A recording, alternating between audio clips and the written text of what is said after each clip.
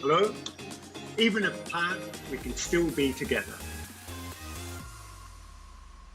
Our house is not made to divide. Our house is made to bring people together.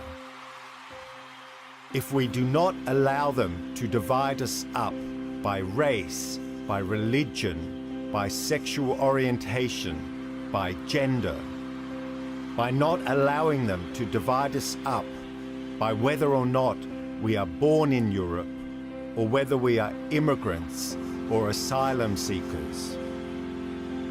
When we vote together, black and white, queers and freaks, gays and straights, men, women and transgenders, when we party together and demand that this world works for all of us rather than the few, we will transform society.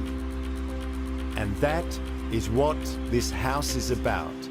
It's bringing people together.